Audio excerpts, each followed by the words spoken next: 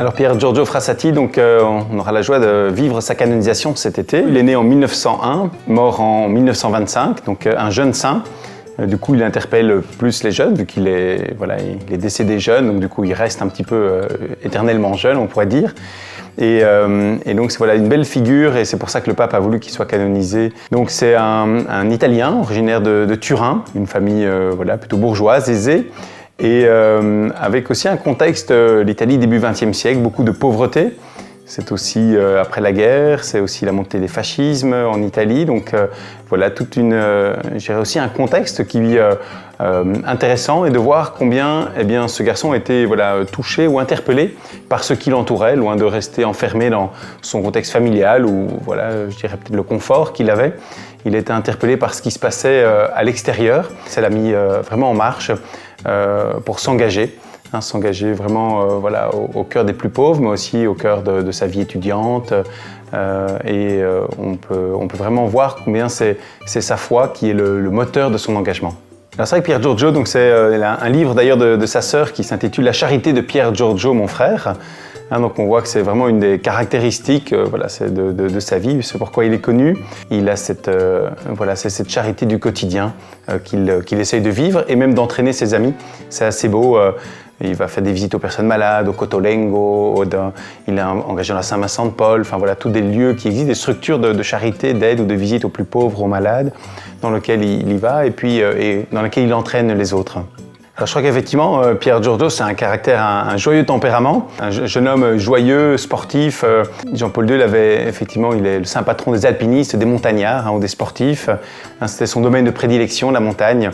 Avec des amis, ils ont fondé la compagnie des types louches, donc un groupe d'amis très joyeux qui aiment bien rigoler, blaguer et faire pas mal de choses, mais aussi où l'aide aux plus pauvres était au cœur de ce groupe d'amis et la prière également. Alors je trouve que Pier Giorgio est un beau saint pour les jeunes, un bel exemple de sainteté pour les jeunes. On dit parfois un peu sa devise, c'est verso l'alto. Donc sur la dernière photographie de lui en montagne, au dos de la photo, il a écrit de sa main verso l'alto. Donc c'est un petit peu comme le dernier message qu'il a voulu donner, vers le haut, toujours plus haut. Et les amitiés étaient l'occasion de faire grandir tout le monde vers le haut. On a beaucoup de lettres de lui, de lettres qu'il écrivait avec ses amis qu'il a reçues, et où on voit vraiment cette foi qu'il habitait, et ils s'encourageaient mutuellement.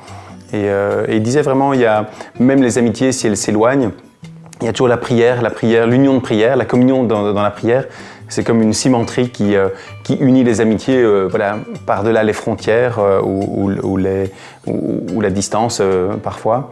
Et donc je trouve dans nos relations avec les autres, dans la joie, dans la charité, dans l'engagement. Un jeune engagé dans les associations étudiantes, en politique. Et donc vraiment avec une belle parole forte. Et il disait, le Seigneur me rend chaque jour visite dans l'Eucharistie, et moi je le lui rends bien modestement en allant visiter ses pauvres. Et c'est beau de voir combien c'est sa foi, c'est l'Eucharistie, c'est sa vie de prière, tout cet amour qu'il reçoit, qu'il peut à son tour partager. Et je trouve que c'est un beau message pour les jeunes aujourd'hui.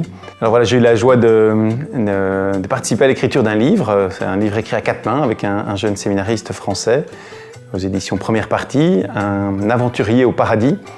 Et 8 chapitres à travers les parcours 8 béatitudes. Donc Jean-Paul II avait qualifié Pier Giorgio de l'homme des 8 béatitudes, vraiment comme chemin de sainteté.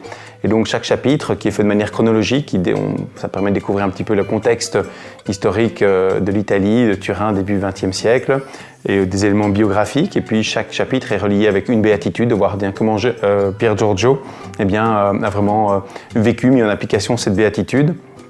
Et c'est presque le livre est comme un parcours spirituel, avec des questions de vie que le lecteur peut se poser, avec une prière, avec une parole de Dieu. Donc voilà, comme une petite retraite avec Pier Giorgio. Pour conclure, moi je ne peux que vous encourager à découvrir cette belle figure de sainteté. On en parlera lors de sa canonisation à Rome, peut-être que vous y serez. Mais en tout cas, comme il le disait, verso l'alto, que ce guide vers le ciel puisse nous encourager sur notre propre chemin, un chemin des béatitudes pour grandir dans notre vie de foi avec le Seigneur.